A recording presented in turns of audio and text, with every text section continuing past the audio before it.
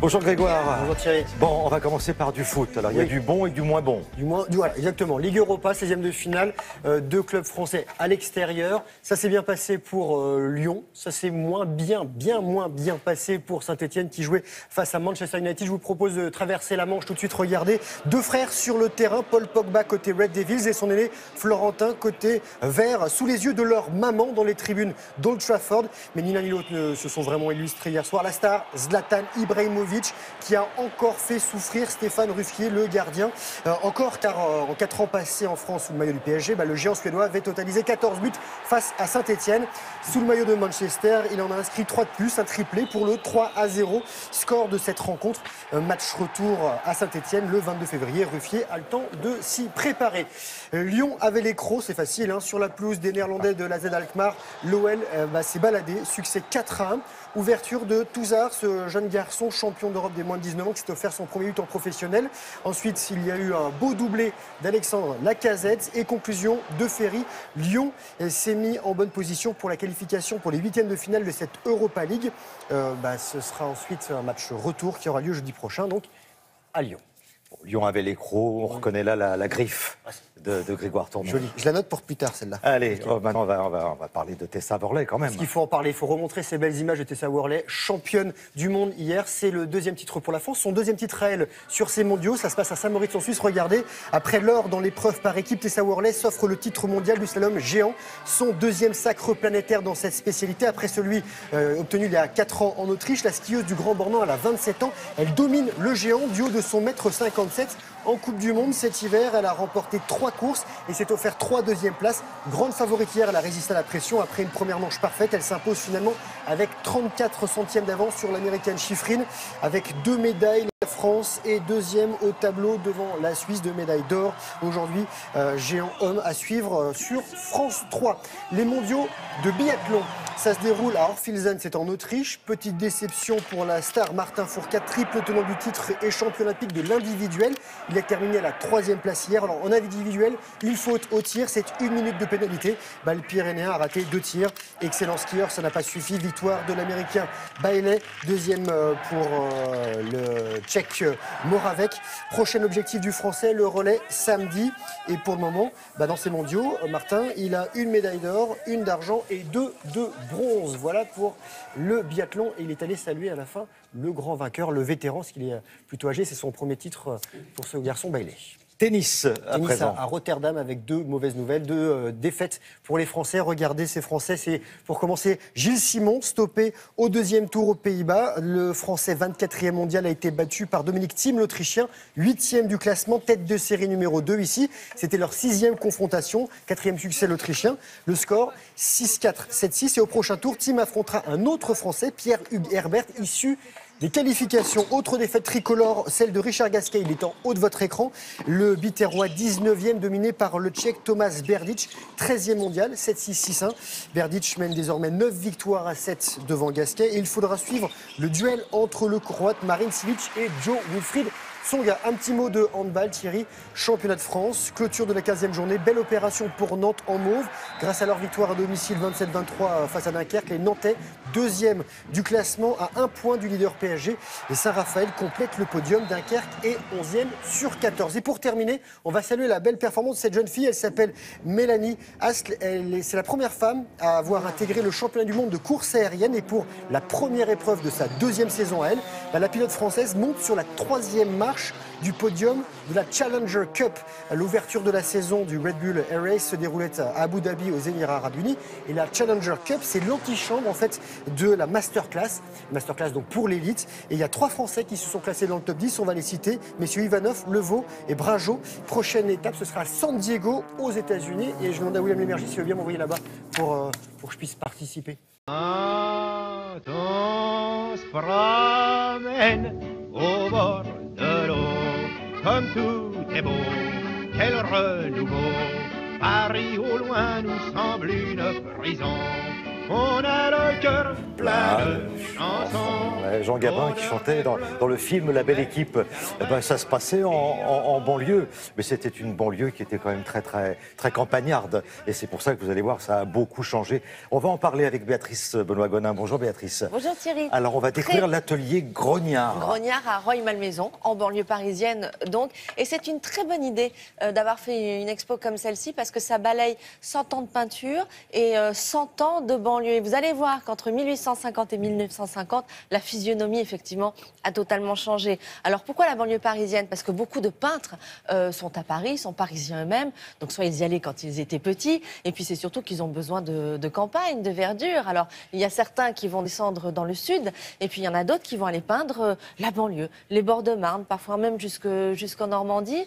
Et on va voir effectivement qu'en 100 ans, la révolution industrielle, on est là donc au tournant avec le XXe siècle, donc la révolution industrielle bat son plein et on va voir finalement que les campagnes vont céder du terrain eh bien, aux usines, aux cheminées et que comme ça va grignoter petit à petit. Donc les peintres seront des témoins en fait. Les peintres sont des témoins, vont dénoncer un petit peu parce qu'il y a une certaine tristesse quand même quand on a été habitué avec une banlieue plutôt calme, plutôt campagnarde, avec des champs, avec des vaches, avec des fermiers et que là, eh ben, on voit les usines qui polluent. Déjà, il y a quand même une conscience déjà. Ça s'assombrit. Ça s'assombrit et ça s'assombrit très rapidement. Et c'est ça qui est fou. Donc il y a des peintres qui vont vouloir conserver, qui vont chercher encore des endroits un peu sauvages. Et puis il y en a qui vont peindre, qui vont intégrer cette industrialisation dans le paysage parce que de toute manière, ils n'auront pas le choix. Donc on va voir ça avec les impressionnistes parce qu'on est là en 1850 et ça va aller jusqu'en 1950, direction Rueil-Malmaison. Regardez.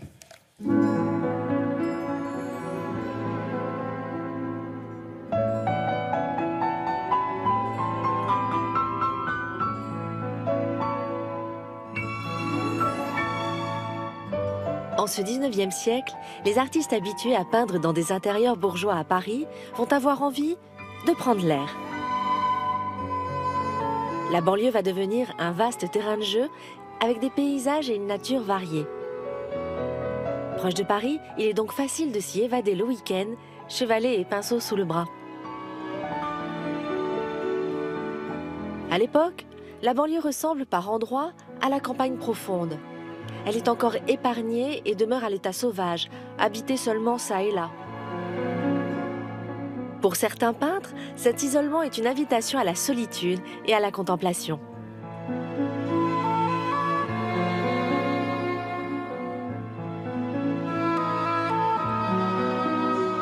C'est justement au milieu de ces paysages que les impressionnistes vont faire leur premier pas en plein air.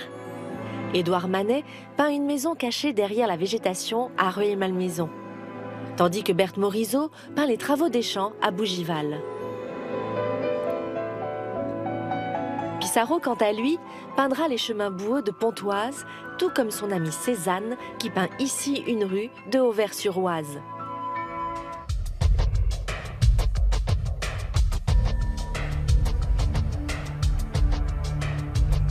Mais la révolution industrielle est là, et les paysages bucoliques vont laisser la place aux usines et aux fumées noires.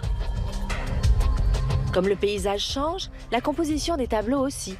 Les peintres s'adaptent et cherchent de nouveaux moyens d'intégrer les ponts, les structures métalliques, les voies ferrées dans leurs tableaux. Les nouvelles constructions grignotent la nature jusqu'à la faire totalement disparaître. Bientôt, la banlieue rejoindra la ville et mettra un point final à toute une époque, en route vers le XXe siècle et ses excès.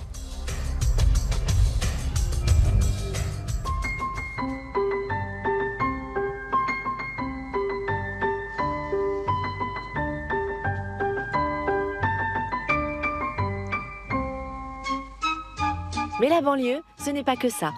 C'est aussi le lieu de villégiature des Parisiens.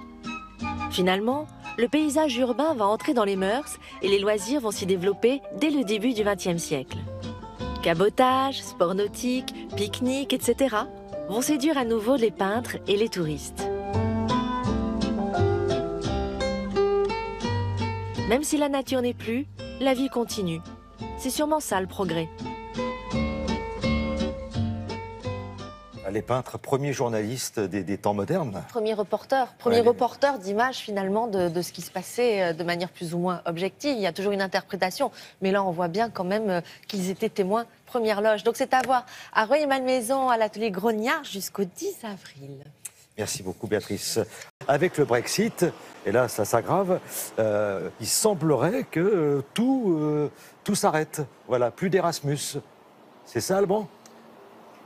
Oui, c'est tout à fait ça, Thierry. C'est tout à fait ça. Et effectivement, c'est un problème. Vous voyez, actuellement, par exemple, à Londres, il y a 6500 étudiants français qui sont en train de suivre un programme d'échange Erasmus. Alors, Erasmus, ça marche comment ? Vous payez vos frais en France, vous êtes étudiant dans une université française quelconque, et vous pouvez accéder à une université étrangère gratuitement, sans repayer les frais. Et en Angleterre, c'est très important parce que les frais moyens d'une université anglaise, eh bien, c'est 14 fois plus élevé que les frais d'une université française. Alors, Erasmus est-il en danger avec le Brexit ? Je vous propose qu'on voit ce reportage que nous avons fait avec Loïc Delamornay et Anto Philippi. Bienvenue à Oxford. Meilleure université d'Europe en 2016, c'est le symbole de l'excellence britannique. 47 prix Nobel ont été élèves ici. Des chefs d'État ou de gouvernement comme Margaret Thatcher, Tony Blair, mais aussi Bill Clinton ou Indira Gandhi. Car c'est un principe, on forme ici des talents venus du monde entier. L'Angleterre fait par exemple référence en matière de biochimie. Et dans ses laboratoires, un diplôme britannique, c'est une garantie de réussite. C'est en tout cas l'espoir de Guillaume Grob. Étudiant à Strasbourg, il a été accepté à l'Imperial College of London.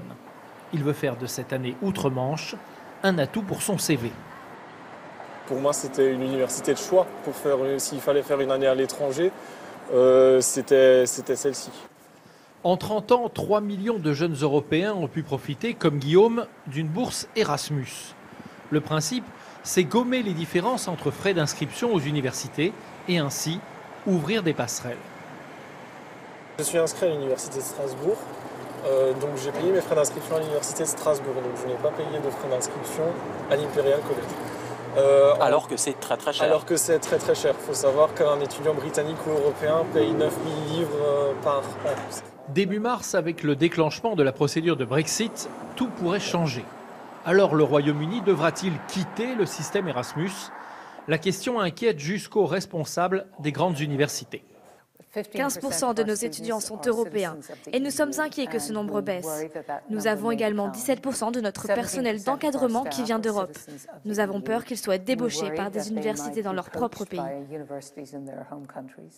Le risque, c'est donc l'isolement et pour les universités britanniques, la régression. Âgé de 830 ans, Oxford va donc traverser une zone de turbulence comme elle en a rarement connue.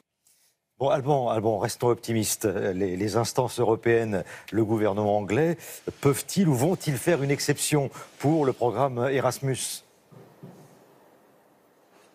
Ça va faire partie des enjeux de discussion. Alors, il faut quand même être un petit peu optimiste. Pourquoi ? Parce que l'Europe, c'est aujourd'hui 27 pays. Oui, mais Erasmus, c'est 33 pays qui ont signé l'accord. Il y a des pays qui n'appartiennent pas à l'Union européenne et qui travaillent dans le programme Erasmus. Je pense par exemple à la Norvège ou à l'Islande. Donc, il y aura peut-être une exception pour le Royaume-Uni. Mais ça fait partie des choses qui vont se discuter entre les responsables européens et les responsables anglais. Alors, ce qui est sûr, c'est que le Brexit va être lancé là, début mars, et que les phases de négociation vont durer 2 ans pour les plus optimistes, 10 ans pour ceux qui sont plus réalistes et qui pensent que tout ça va être très très compliqué.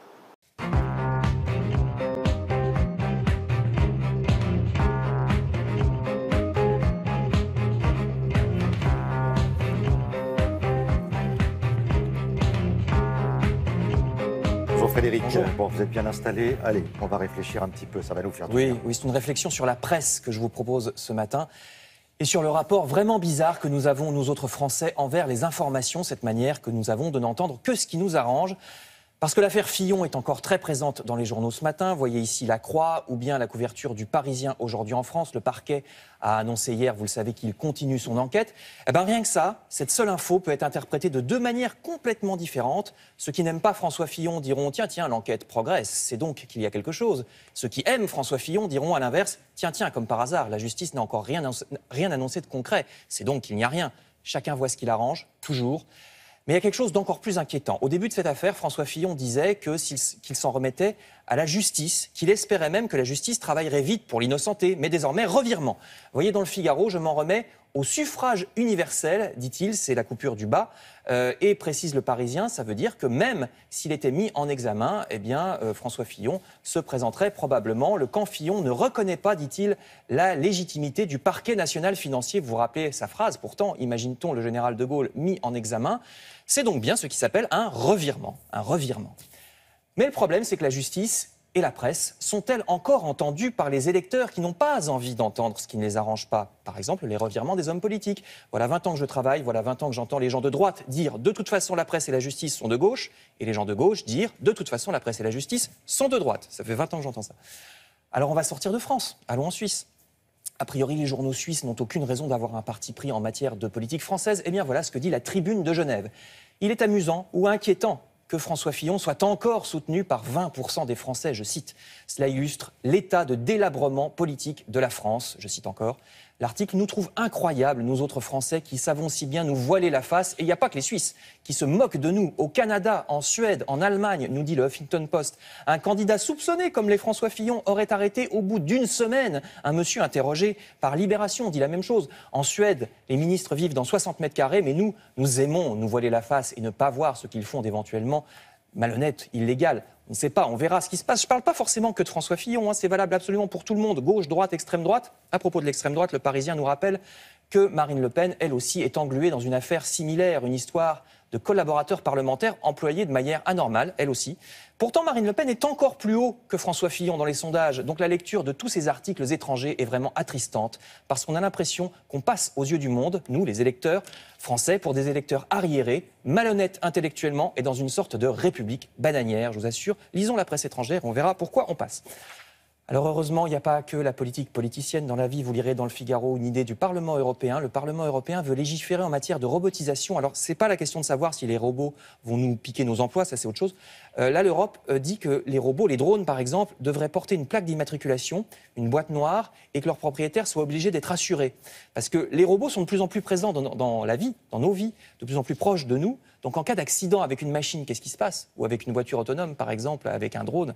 Voilà, donc le Parlement européen demande à la Commission de Bruxelles de légiférer, il faudrait choisir. Enfin, la France veut elle aussi légiférer dans un autre domaine. Là, il s'agit, vous savez, de la grippe aviaire qui décime les élevages depuis des semaines.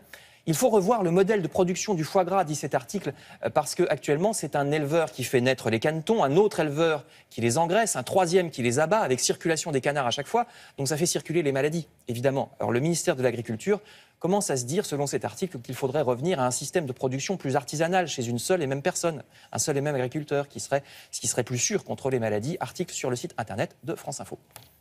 Merci beaucoup Frédéric. On se retrouve tout à l'heure pour la revue de presse culturelle dans le bloc-notes.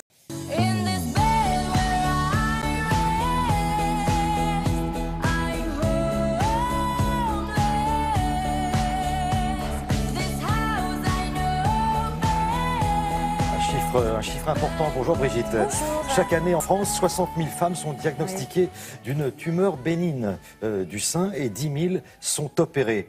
Et on va parler d'une nouvelle technique justement expérimentée en France. Son nom, l'échothérapie. Exactement. Alors, de quoi s'agit-il exactement, Brigitte? Donc, vous l'avez dit, il y a un certain nombre de femmes, 60 000 en France chaque année. Ce sont des femmes jeunes qui ont dans le sein, donc ce sont des tumeurs bénignes. Attention, ça n'a rien à voir avec les cancers du sein. Ce sont des petits nodules, des petites boules qu'elles ressentent à l'intérieur du sein, qui peuvent les gêner parce que ces petites boules peuvent être volumineuses, peuvent les gêner sur le plan esthétique et peuvent aussi provoquer des douleurs à certains moments du cycle. Donc on appelle ça des adénofibromes. Donc encore une fois, c'est bénin. Mais 10 000 femmes sont tellement gênées chaque année en France qu'elles sont obligées de se faire opérer. Et qui dit opération dit anesthésie générale et dit aussi cicatrice parce que on va retirer ces petites boules, ces petits adénofibromes par des moyens chirurgicaux.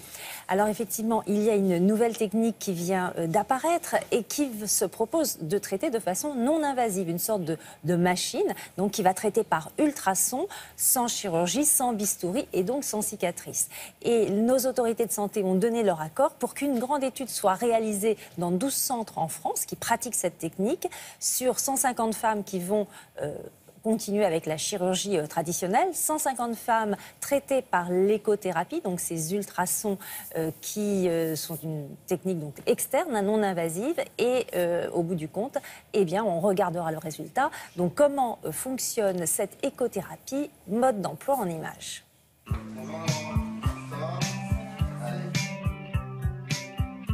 L'écothérapie, c'est une technique qui consiste à utiliser des ultrasons de haute intensité pour détruire, faire fondre une lésion bénigne dans le sein qu'on appelle le fibroadénome. Le robot est posé sur le sein et va envoyer au cœur de l'adénofibrome les ultrasons de haute intensité qui vont chauffer la lésion à 85 degrés. En une seule séance, elle dure en moyenne de 30 à 45 minutes. Et on le fait sous anesthésie locale pour éviter toute douleur pour la patiente.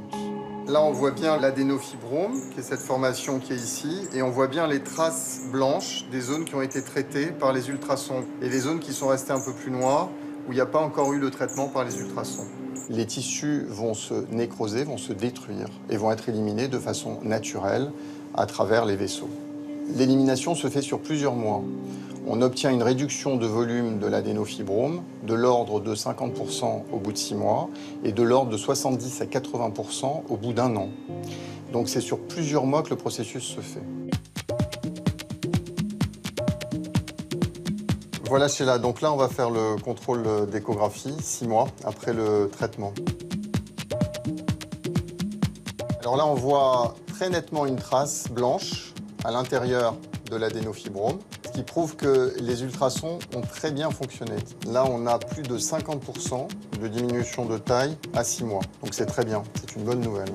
Ce qui est intéressant aussi, c'est que très rapidement, avant même que l'adénofibrome ait diminué de taille, la patiente, au bout d'une semaine après le traitement, ne ressent plus les symptômes qu'elle avait de douleur, de gêne liés à l'adénofibrome. Donc par rapport à la chirurgie, l'avantage c'est qu'il n'y a pas d'altération esthétique du sein, il n'y a aucune cicatrice, il n'y a pas d'altération pour la patiente de l'image de son sein et il n'y a pas non plus de perte de volume à l'intérieur du sein. L'écothérapie, ça fait beaucoup moins mal que la chirurgie et puis surtout j'ai aucune trace comparée aux chirurgies que j'ai pu faire. Et puis là, je me sens vraiment bien. Il n'y a pas véritablement d'inconvénient à l'écothérapie puisque une écothérapie n'empêche pas dans un deuxième temps de réaliser une chirurgie. Il faut simplement faire attention lorsqu'on va traiter un adénofibrome qui ne soit pas trop proche de la peau ni trop proche du muscle pectoral pour ne pas endommager ni la peau ni le muscle pectoral. Il peut y avoir des petites réactions après l'écothérapie qui sont une rougeur de la peau ou une ecchymose au niveau de la peau mais qui sont tout à fait résolutives en quelques jours. On aura les résultats de cette étude comparative entre la chirurgie et l'écothérapie dans quelques mois. Dans quelques mois, et l'assurance maladie dira si elle va prendre en charge cet examen, si l'efficacité, bien sûr, est confirmée et si, d'un point de vue économique, c'est intéressant aussi. La prise en charge, ça veut dire que ça coûte cher ? Aujourd'hui, oui, puisque ce n'est pas un acte remboursé, c'est 1 300 €. Mais justement, au terme de l'étude, les choses pourraient changer. Merci beaucoup, Brigitte. C'est l'heure des 4 vérités et Jeff Wittenberg reçoit aujourd'hui M. Bruno Leroux. Et effectivement, et avec lui, nous allons parler des questions naturellement de sécurité.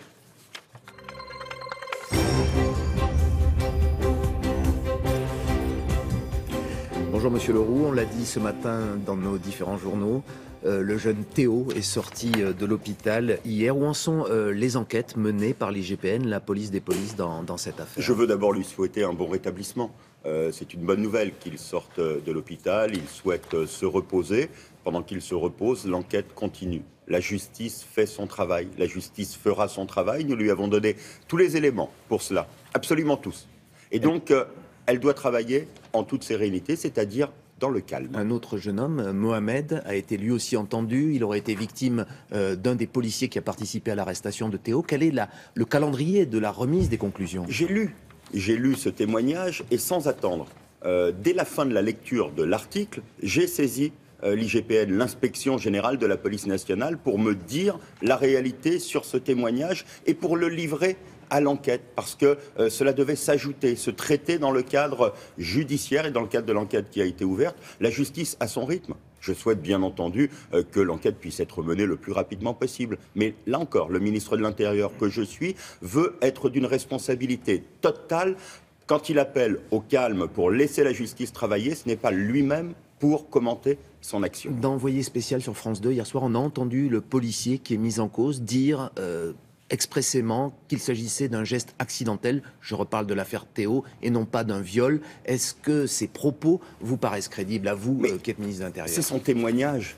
Et ce n'est pas à lui de qualifier ce qui s'est passé, de la même façon que ce n'est pas au ministre de l'Intérieur. On peut, sur ces dossiers, avoir des convictions, avoir une version. C'est à la justice d'établir les faits et d'établir les qualifications. Et moi, je veux être très scrupuleux sur cet élément-là, parce qu'il est de nature à apaiser tout ce qui doit se passer autour. La justice doit travailler en sérénité et elle est la seule à pouvoir qualifier les faits et à y apporter des sanctions. Si cette version était néanmoins corroborée par la justice, si les policiers ne devaient pas être sanctionnés, est-ce que vous craignez dès lors une nouvelle flambée de violence dans les quartiers? D'abord, je ne crains pas le travail de la justice. Il y a des conséquences particulièrement graves. Même si la vérité ne fait pas plaisir à tout le monde. Mais la vérité, en tout cas, c'est que le jeune Théo a été très gravement blessé.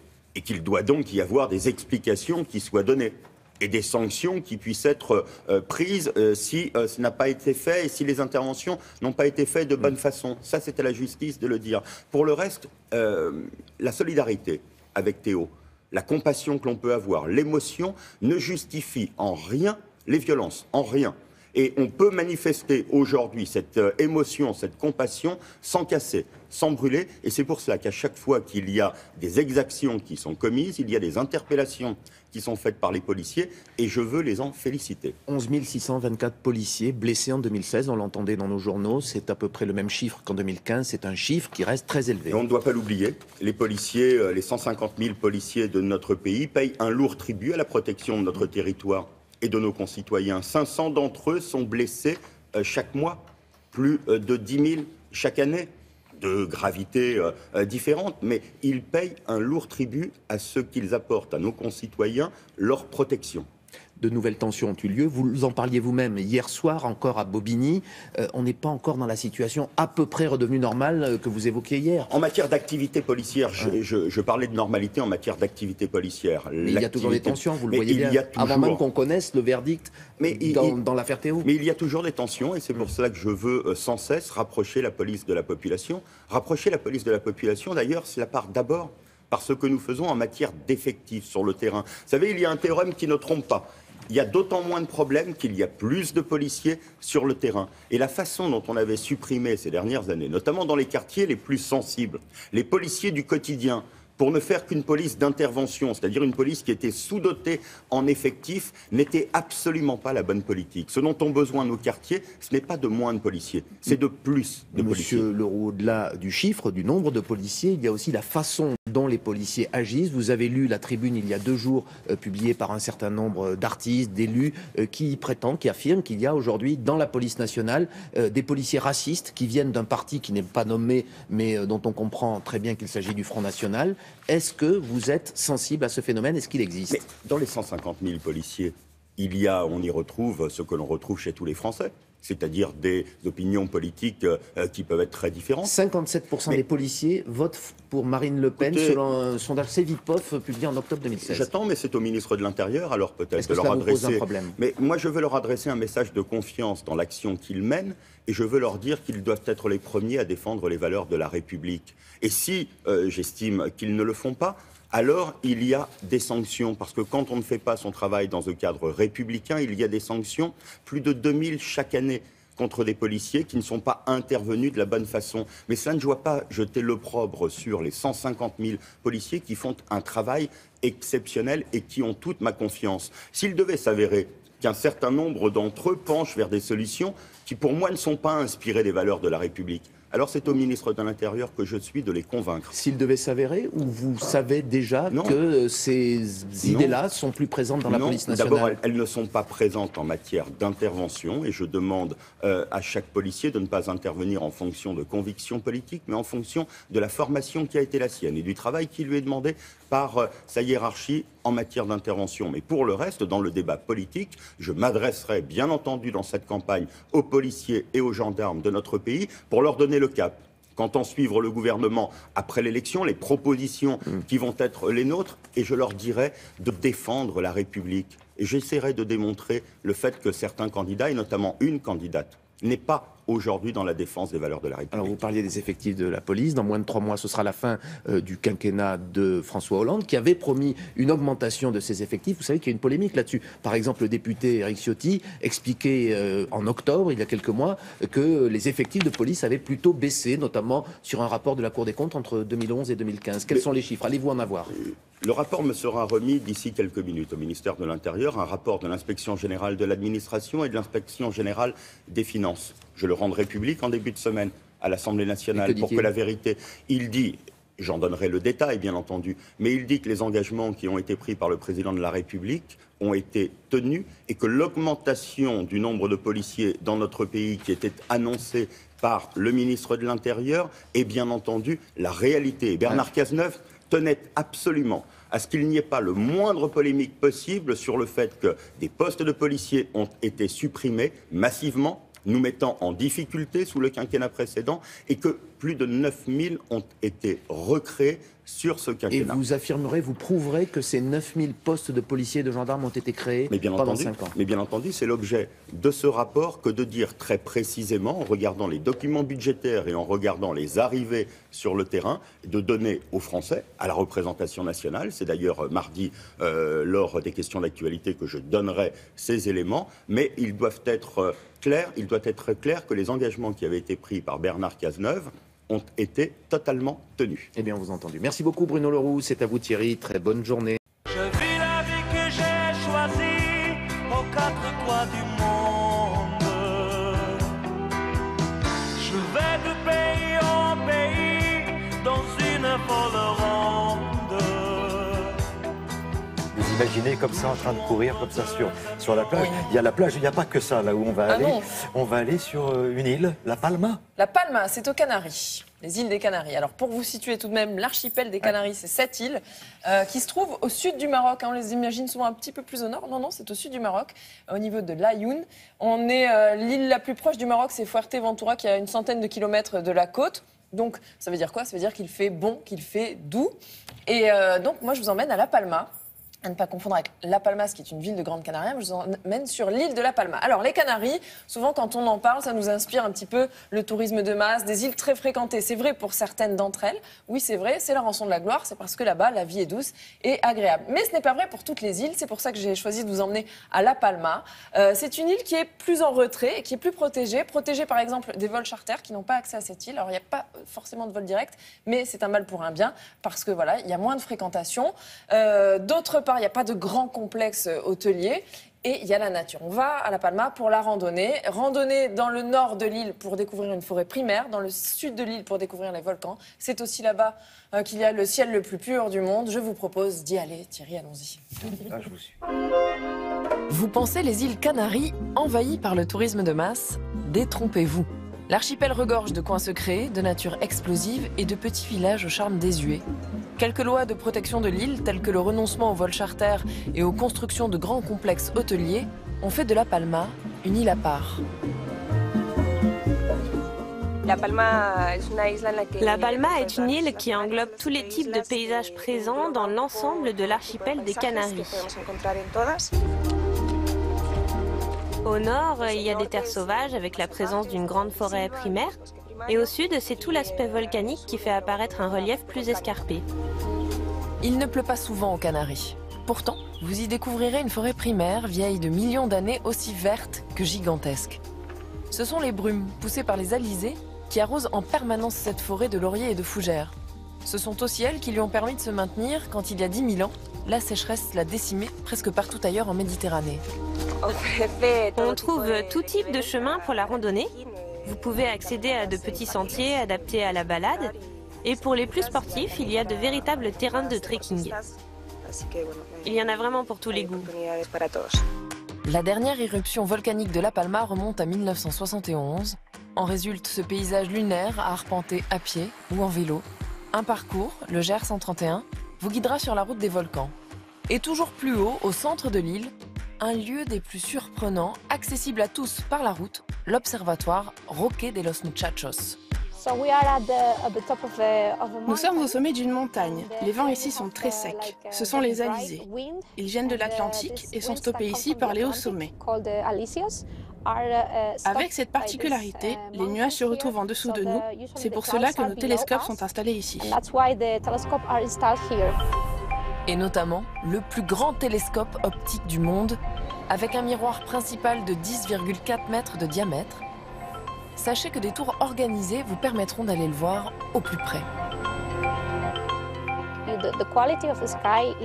La qualité du ciel sur l'île de La Palma est très bonne, car nous avons une loi qui nous oblige à protéger le ciel des lumières parasites de la ville. C'est donc sur l'ensemble de l'île que l'on peut observer les étoiles, avec votre propre télescope ou même à l'œil nu. Vous bénéficiez alors d'un des ciels les plus clairs du monde, ici, à La Palma. Au XIXe siècle, l'île de La Palma a dû faire face à de nombreuses crises économiques. Ses habitants s'expatrièrent alors au Venezuela et à Cuba, et à leur retour, ils ramenèrent dans leurs valises la culture centra-américaine. Encore très riche et très présente dans l'île, vous en reconnaîtrez des airs de musique, des accents, mais aussi l'architecture des petits villages. Et vous serez surpris par cette pratique inattendue. Sur l'île de La Palma, une dizaine d'entreprises familiales se consacrent encore à la fabrication du cigare à la mode cubaine.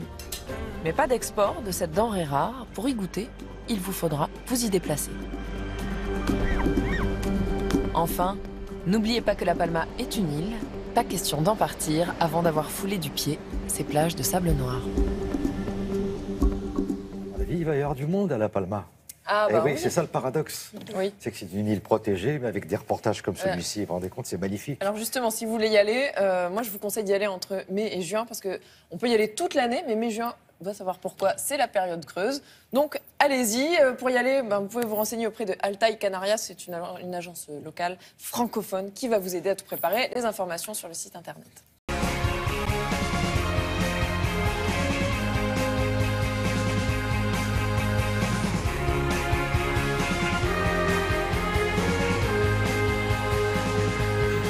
Voilà, Alex Jaffray, bonjour. Bonjour Thierry Beccaro. Ravi de vous retrouver. On le fait très statutaire, alors très bien. Vous allez nous Monsieur proposer Beccaro. aujourd'hui une petite sélection de ce qu'il faut avoir dans sa discothèque. Alors dans sa DVD Tech, Dans sa même plus DVD Tech. précisément. Alors je vous ai fait une fiche avec tout ça, il faut la lire avant parce que sinon c'est le bazar. C'est pas des CD, c'est des... Mais non, mais on se connaît, on peut faire des vannes. Oui, mais sinon ça, les c'est gens quand pensent que même- tout le c'est monde quand sait même le assez tout. dur, hein. Bien sûr, mais non, je tacle. À ouais. 8h23. Ah, mais quand même, là, vous m'avez bien... Ah non, non. c'est pas grave. Je vous ai Donc- fait de la peine. Donc, Ça me fait de la peine que vous en ayez pas fait. nous allons commencer donc Mais avec non, c'est des Arcade DVD. Fire. Voilà, alors Arcade Fire, voilà, c'est un groupe que j'adore, je ne suis pas le seul. Hein. Voilà, ce sont des Canadiens, ils sont 6. Et ça, The Reflector Tape, c'est un double DVD où vous avez, ce qui est assez rare, l'enregistrement, le tournage et un documentaire sur l'enregistrement de leur album Reflector Tape. Mais Et donc, je l'ai déjà, Alex. Voilà, Donc, et alors, merci. c'est rare parce que généralement, vous avez soit un petit bout d'enregistrement, et là, vous avez vraiment le making-of avec le studio, un coup ils vont à Montréal, un coup ils vont en Jamaïque, enfin voilà, on voit l'évolution et le parcours artistique, donc avec les fausses routes, c'est vraiment très bien, c'est très authentique et sincère. Quand on les voit sur scène, ils font pas semblant, quoi, ils sont complètement déglingos. Et ensuite, vous avez le concert filmé, le concert de la tournée, et c'est absolument splendide. Je vous propose une bande-annonce, ce qu'on appelle, voilà, que j'ai monté moi-même cette nuit. Non, c'est pas vrai, mais j'aime bien dire n'importe quoi. Voilà.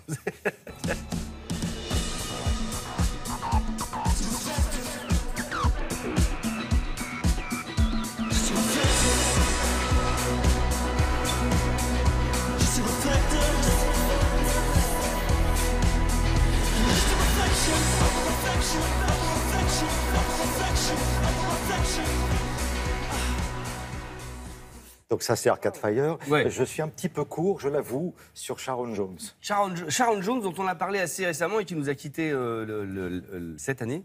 Non, l'année dernière, excusez-moi.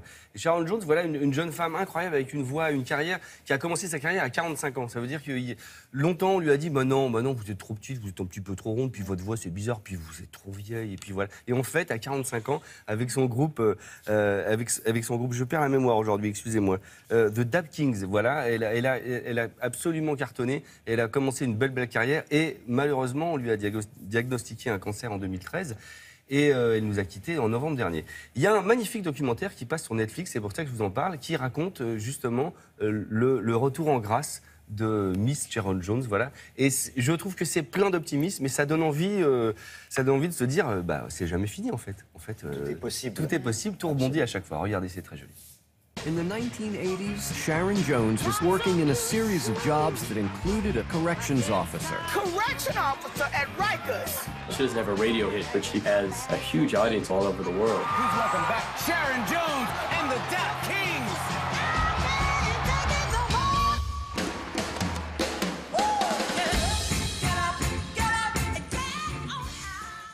Sharon Jones, sur Netflix, entre autres. Exactement. Le documentaire sera disponible ensuite à l'achat en VOD, je pense. Et on termine avec Ludovico Einaudi. Ludovico Einaudi, immense pianiste, qui a entre autres signé la musique d'Intouchable, et on a entendu la musique sur plein de génériques et plein de réclames.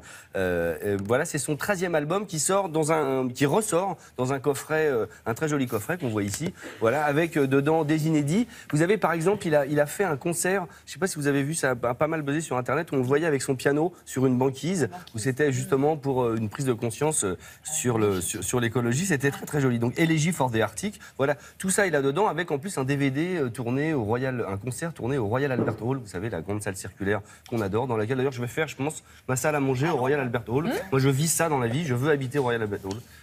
Moi, j'habite au Royal Albert Hall. Oh là là! Et voilà. Il fallait bien que je me venge en Mais oui, voilà, c'est ça. Il a une chambre d'amis. Oui, j'ai racheté le Royal Albert Hall et jamais tu n'habiteras dedans. Jamais.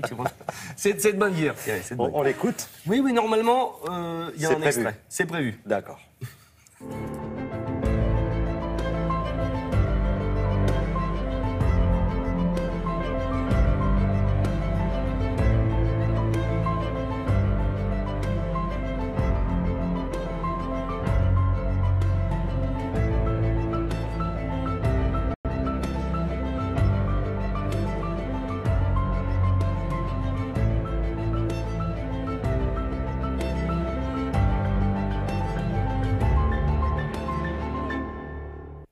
Je prends les trois. Très bien. Arcade Fire, Sharon Jones. Vous me prêtez le Royal Albert Hall? On fait comme ça? Je ne peux pas, malheureusement. Oh, je ne peux pas. Il est déjà en location. Vous n'avez pas été très très gentil avec moi au tout début de cette Vous avez chronique. un site de location de votre grande demeure, le Royal Albert Hall, c'est ça? D'accord, très bien. Merci beaucoup, Alex. Non, Arcade Fire, le premier, c'est vraiment incroyable. Tout est bien, mais Arcade Fire, c'est rare de voir la conception d'un album de l'intérieur. C'est vraiment très très bien. Il y a de l'Lamberterie. Sans reprocher, sans peur, chevauchant joli jumper. La démarche en steeplechase, les jambes entre parenthèses. Mailloté sur une barrique, il caracole sur sa bourrique. Le mégot décontracté, il s'en va donc quichoter. Ça va. Il y a un travail hallucinant dans cette émission. Jolly Jumper, chanté par Marcel Amont. Pourquoi Olivia Lamberterie? Parce que bande dessinée aujourd'hui, je sais que vous aimez la BD, donc j'ai plongé dans mes piles, j'en ai lu 3522 pour en extraire 3 merveilles, voire chefs-d'œuvre, en frise de chefs-d'œuvre. Jolly Jumper ne répond plus de Bouzard. Alors, autant le dire tout de suite, c'est la BD la plus drôle de l'année. Mon mari, en fait, l'a d'abord lu et je voyais, il avait des grosses larmes qui roulaient sur ses joues. Et je me disais, il est adorable. Il est sensible. Il est sensible. Oui, il participe. Bon, mais je le regardais comme ça un peu. Et après, je l'ai pris et j'ai pleuré de rire pendant 1 heure. Bouzard, je ne le connaissais pas. C'est un gars qui a travaillé pour les requins marteaux, qui travaille pour Fluide Glacial et qui fait donc une parodie en même temps qu'un hommage à Lucky Luke. Alors, je vous présente le nouveau Lucky Luke. Il arrive, il est convoqué par un procureur pour une nouvelle aventure. Il rentre dans le bureau et là, le procureur lui dit, il sort une boîte et il lui dit « Une brindille ?» puisqu'évidemment, Lucky Luke ne fume plus. Et là, Lucky Luke dit, mais non, j'ai arrêté depuis 6 ans. Mais croyez-le, si vous voulez, dès que je passe devant un champ, j'ai envie de brouter. Moi, déjà, ça me plaît. Et alors après, il y a le procureur qui lui dit, moi, j'ai pas réussi à arrêter. Et ma femme est furieuse, elle me dit, tu sens le foin. Bon. Alors, c'est pas parce que La Lucky couverture Luke... déjà du livre. Non, regardez. non, mais tout est Ça, génial. mettez Et un alors, plan sur cette le problème de Lucky Luke, c'est que il est très, très déprimé parce que Jolly Jumper ne lui parle plus. Donc, il a beau tout essayer, il lui dit « fais-moi un petit signe du sabot et tout », rien du tout. Alors, il livre ses états d'âme au procureur et le procureur lui dit « peut-être que vous devriez changer de vêtements, peut-être qu'il en a marre que vous soyez habillé toujours de la même façon ». Et alors là, Lucky Luke dit « ah bon, vous aimez pas mon jean? Il me fait des grosses fesses ?» Il dit « non, mais peut-être, bon ». Et là, effectivement, Lucky Luke va s'acheter des nouveaux vêtements et il y a un gag qui file tout l'album, c'est que plus personne ne le reconnaît. À chaque fois qu'il arrive dans un endroit, on lui dit non, mais on attend Lucky Luke, on ne vous attend pas. Il y a des choses comme ça, c'est à la fois très fin, très absurde. Il y a aussi un autre gag qui m'a enchantée, c'est qu'il va retrouver les Dalton, donc, et vous connaissez la célèbre phrase de Joe Dalton qui, à chaque fois qu'il voit Lucky Luke, dit « je vais le tuer, je vais le tuer ». Et bien là, à chaque fois, la phrase est changée. Donc ça commence par « je vais le tuer », après « je vais l'énucléer à la petite cuillère »,« je vais lui péter les rotiles », et après ça devient n'importe quoi. Je vais l'emmener en vacances à Arcachon, je vais lui tricoter un pull en laine. Voilà. On voit bien que Bouzard, il connaît son Lucky Luke sur le bout des doigts. J'en dis pas plus. Si vous riez pas, bah écoutez, je sais pas, je peux plus rien faire pour vous. Parce que honnêtement, c'est génial. Voilà, hommage à Maurice. Hommage à Maurice, évidemment. Riyad Sattouf, est-ce qu'on le présente encore, Riyad Sattouf, l'auteur de L'Arabe du futur, 3 volumes autobiographiques qui ont cartonné alors, dans le monde entier. Vous savez, c'est même plus un succès, c'est une espèce de triomphe international. L'auteur des Beaux Gosses au cinéma et l'auteur des Cahiers d'Esther, peut-être un brin moins connu. Le premier volume est sorti l'année dernière, ça s'appelait Histoire de mes 10 ans. Ce deuxième volume s'appelle Histoire de mes 11 ans, parce que Riyad Sattouf, il a un projet que je trouve dément. Il a décidé de raconter l'histoire d'Esther de ses 10 à ses 18 ans. Chaque année sortira un album avec 52 planches, qui sont les 52 semaines d'Esther qui sont publiées dans l'Obs aussi chaque semaine. Alors Esther, c'est une petite écolière qui donc là, à 11 ans, elle est en CM2. Et je trouve que ce qui est formidable, c'est que cet âge de CM2, il est vraiment entre deux. C'est la sortie de l'enfance, pas encore l'entrée dans la préadolescence. Et on voit la petite Esther, elle est dans la cour de récré. Et elle dit « oh, c'est pas drôle parce que cette année, il n'y a plus de jeux dans la cour de récréation. Tout le monde ne parle que de qui sort avec qui aime qui. Ouais, » Et elle dit « moi, ça m'intéresse pas. » Et puis la case d'après, on la voit, elle dit « mais j'ai mes 3 amoureux. » Donc en fait, elle est dedans sans être dedans. Elle a un grand frère, Antoine, qu'elle déteste, qui dit plein de gros mots. Et là, un petit frère qui arrive, qui s'appelle Gaëtan, qui la réjouit, bien qu'elle n'aime que les filles, parce qu'elle trouve que les garçons, c'est totalement nul, sauf son père, qui est son super-héros. C'est chez Alary Éditions, et comme comme l'Arabe du futur, Riyad Sattouf, il a ce don de parler à hauteur d'enfant. C'est-à-dire que vous avez l'impression qu'il est une petite fille de 11 ans, et vous, que vous êtes une petite souris dans la cour de récré ou dans le salon familial d'Esther. Alors, comme ça se passe cette année, vous avez par exemple les attentats du Bataclan qui sont présents dans le livre, et il y a une planche, c'est drôlement bien parce que c'est le soir d'un match de foot, et elle dit « moi, je déteste le foot », donc elle va dans sa chambre, et puis à un moment, elle revient dans le salon, et là, hop, ses parents coupent la télé et lui disent « alors que théoriquement, ils n'auraient pas dû lui dire ça. Est-ce que tu veux voir Réponse, ton Disney préféré ?» Et alors elle dit, bah ouais, elle est vachement contente. Et elle observe que pendant le film, ses parents sont complètement accros à leur portable. Et elle ne comprend pas. Donc elle se dit, la France a dû perdre le match de foot parce qu'ils ont l'air vraiment très inquiets. Et c'est que le lundi, à l'école, qu'elle découvre ce qui s'est vraiment passé. C'est tendre, c'est sensible, c'est drôle, c'est malin. C'est Riyad Sattouf, c'est chez Alary Éditions. Honnêtement, vous foncez l'acheter. Et après, alors là, encore un autre génie, Christophe Blain, Christophe Blain, Quai d'Orsay, vous avez lu forcément. Oui. Voilà, vous Gus. avez même été au Quai d'Orsay. Vous avez acheté le Quai d'Orsay aussi, c'est ça? Non, vous n'avez pas acheté le Quai d'Orsay. Gus, le dernier album, c'était il y a 8 ans. On a été obligé d'attendre 8 ans, mais on a eu raison. Parce que c'est toujours aussi génial. Alors Gus, vous savez, c'est un cow-boy pas très honnête, toujours. Donc l'album commence, il fait une attaque de locomotive, mais lui aussi, il a le blues. Il a un peu la crise de la quarantaine, il se sent pas bon, il ne sait pas s'il est toujours le meilleur. Du coup, il dézingue tout le monde pour calmer sa mauvaise humeur. Et là, hop, on va voir son ancien acolyte qui s'appelle Clem, alors qui lui est carrément rangé des locomotives, qui a acheté une énorme droguerie et qui est devenu un grand bourgeois. C'est une espèce de métaphore de l'Amérique qui balance entre les malfrats et après la nouvelle Amérique. Et en même temps, ce qui est génial dans ce livre, c'est que c'est un western. Il y a les vrais codes du western, c'est admirablement dessiné, mais c'est un livre sur le couple, sur la réussite, sur sa femme qui est un auteur à succès qui tout d'un coup a l'angoisse de la page blanche, elle n'arrive plus à écrire, sur sa fille qui fait un trafic de revolver, qui pend ses poupées à chaque fois qu'il ouvre un placard. Clem, il y a toujours une poupée pendue comme ça. C'est chez Dargaud, c'est une narration, mais c'est meilleur que 9 sur 10 des romans que je lis, tellement c'est brillant, sophistiqué, profond, intense. Et je m'en vais après ça. Si vous n'avez pas les acheter, alors moi je change de métier. Je deviens chroniqueuse de panique. Merci pour cet hommage à la BD. Merci beaucoup. C'est pour vous, évidemment, tout est cadeau. Ah, c'est super, merci beaucoup. Precious little diamond, I leave it all to you. C'est l'heure du petit bilan hebdomadaire de Julia Lévage. Voici ce qu'il y avait de mieux à voir sur le web cette semaine, Julia. Alors, on va faire un tour d'Europe aujourd'hui. Uniquement les créations des pays d'Europe qui ont été très, très productifs et très créatifs cette semaine. On démarre avec le phénomène du moment, qui est un énorme phénomène. C'est tous ces pays qui veulent passer après l'Amérique. On se souvient, tout démarre avec le discours du président américain lors de son investiture. Il dit quoi? Il dit « America first ». L'Amérique d'abord. Du coup, qu'est-ce qu'ont fait les Pays-Bas? Ils ont dit « OK, l'Amérique d'abord, les Pays-Bas ensuite ». Donc ça, c'est l'idée au départ. C'est s'assurer une deuxième place au classement selon les critères évidemment un peu extrêmes de Donald Trump. Alors du coup, ils expliquent en quoi ils sont censés passer deuxième. Ça cartonne.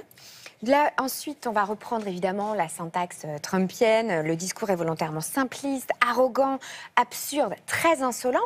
L'Allemagne enchaîne avec sa propre vidéo en montrant pourquoi elle doit passer deuxième. La Suisse, ensuite, on a après le Portugal, la Belgique, le Danemark, la Lituanie.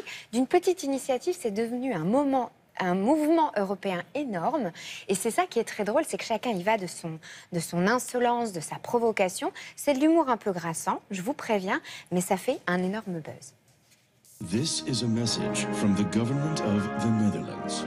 Dear Mr. President, welcome to this introduction video about the Netherlands. It's gonna be a great video. It's gonna be absolutely fantastic.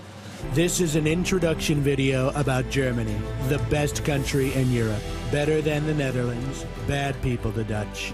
Everything is orange in the Netherlands, which we totally love because you are orange too.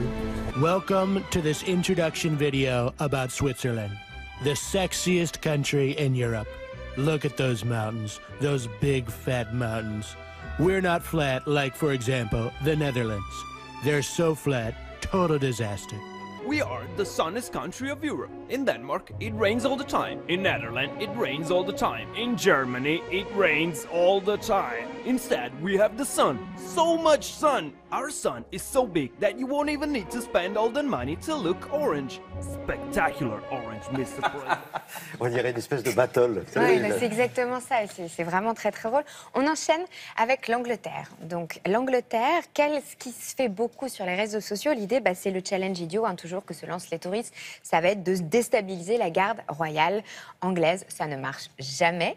Là, il se trouve que c'est un petit garçon qui ne fait pas grand-chose finalement et qui a réussi à obtenir ce que tous les internautes et touristes du monde entier ont essayé d'avoir. Vous allez voir, c'est adorable, c'est très rapide.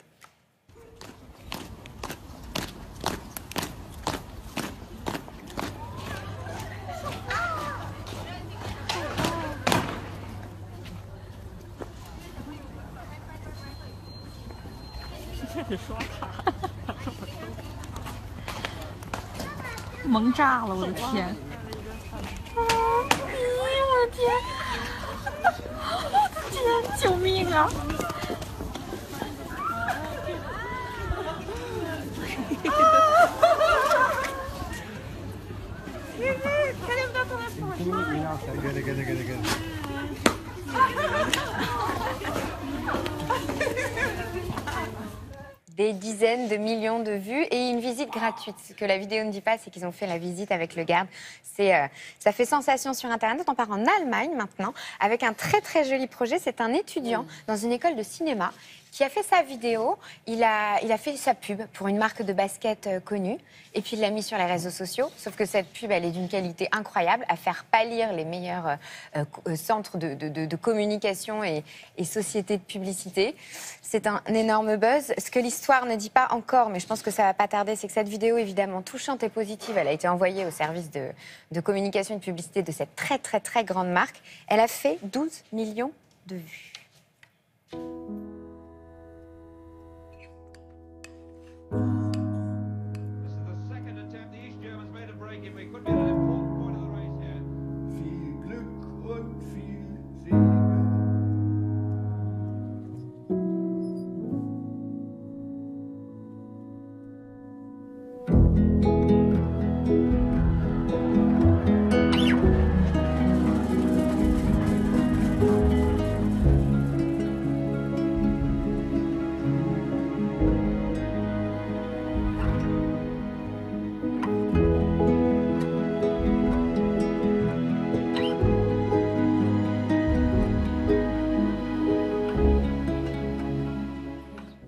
Je pense que lui, il va avoir des propositions assez vite. Ouais, C'est un jeune internaute. Je le souhaite. Un jeune internaute, école de cinéma. C'est incroyable ce qu'il a fait et le buzz que ça représente pour lui. Voilà, et ben on a fait le tour de la toile, enfin en tout cas de ce qu'il y a de meilleur à voir en ce moment. Et tout ça, c'est grâce à vous, Julia, qu'on va retrouver demain dans Télématin. Vous serez avec nous.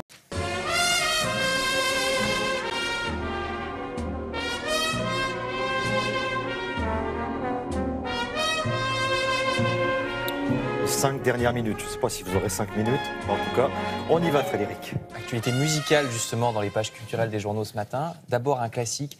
Le Figaro vous conseille ce soir l'émission de France 3 sur Jacques Brel. Il y a son histoire depuis son Bruxelles natal jusqu'à la fin de sa vie aux îles Marquises. Vous voyez à droite, c'est un des plus grands chanteurs francophones. C'est important de faire des émissions comme ça de temps en temps, ne serait-ce que pour les jeunes dont on oublie, qui ne connaissent pas forcément ce genre de grand classique à ne pas manquer. Donc ce soir à 20h55 sur la 3. Et puis vous apprendrez également, c'est l'autre article, que le célèbre film Les Choristes devient une comédie musicale. Ça, c'est à partir de jeudi prochain aux Folies Bergères à Paris. C'est assez rare en France. Il y a en tout que 7 films français qui ont été recensés par le Figaro, qui ont été adaptés en comédie musicale. Par exemple, Amélie Poulain, Rabbi Jacob ou Kirikou. Donc, courez aux Folies Bergères à partir du 23 février et jusqu'au 21 mai, donc pour ce qui est de Paris. Ensuite, ça passera en tournée dans toute la France. Et puis toujours en matière de musique, cette fois classique, si vous êtes à Marseille et que vous aimez l'opéra, la Croix vous conseille d'aller voir Boris Godunov, chef-d'œuvre de Moussorgsky, compositeur russe du 19e siècle. Vous voyez sur la photo, c'est une superbe mise en scène de cet opéra dramatique qui reprend le folklore russe, les magnifiques chants orthodoxes, grandeur et décadence du tsar Boris Godunov. Alors dépêchez-vous parce que c'est actuellement l'opéra de Marseille, ça se termine le 21, c'est-à-dire mardi. Costume chatoyant et réjouissance également. Alors je reviens à Paris. Pour Mardi Gras, ils sont un peu en avance. Ça, c'est au musée du Quai Branly, nous dit le Parisien. Ils sont un peu en avance parce que normalement, c'est le 28, Mardi Gras. Là, ça se passe ce week-end. Vous découvrirez au musée du Quai Branly les traditions du monde entier en matière de carnaval et de Mardi Gras, que ce soit les traditions des Antilles, du Brésil, de la Nouvelle-Orléans. Il y aura des contes, de la musique, un brunch créole dimanche midi. Oui, donc à mon avis, il faudra y aller tôt parce que je pense qu'il va y avoir la queue. Ça, c'est dans les pages locales du Parisien. Moins réjouissant pour les amateurs d'antiquités égyptiennes, l'Égypte a du mal à conserver son formidable patrimoine, nous dit la Croix. Le tourisme, vous savez, est quasiment la seule ressource de l'Égypte. Or, comme le tourisme s'est effondré de 80% depuis quelques années à cause du terrorisme, eh bien l'argent manque pour entretenir les antiquités, d'autant plus que le tourisme lui-même n'a pas forcément aidé à conserver les monuments et les antiquités, parce que le tourisme est un peu anarchique en Égypte depuis des années. Alors des bâtiments historiques se sont même effondrés dernièrement, vous lirez ça dans la Croix. Enfin, je termine toujours avec la Croix. Un article qui nous parle d'une superbe initiative. C'est la grande spécialité de ce journal, les reportages sur l'humain. Les serveurs extraordinaires du Reflet, nous dit le titre. Alors, le Reflet, c'est un restaurant au centre-ville de Nantes, dont les cuisiniers et les serveurs sont trisomiques, sont des handicapés mentaux, donc, dont on pense encore souvent, hélas, qu'ils sont difficiles à intégrer dans la société. Eh bien, pas du tout. Ça marche même très, très bien, alors même qu'aucun d'entre eux, bien sûr, n'avait d'expérience dans la restauration. Eux-mêmes sont ravis parce que ça les fait sortir de chez eux, disent-ils. Quant aux clients, il faut croire qu'ils sont contents aussi parce que le restaurant ne désemplit pas. Donc vous lirez ce grand reportage dans le journal La Croix.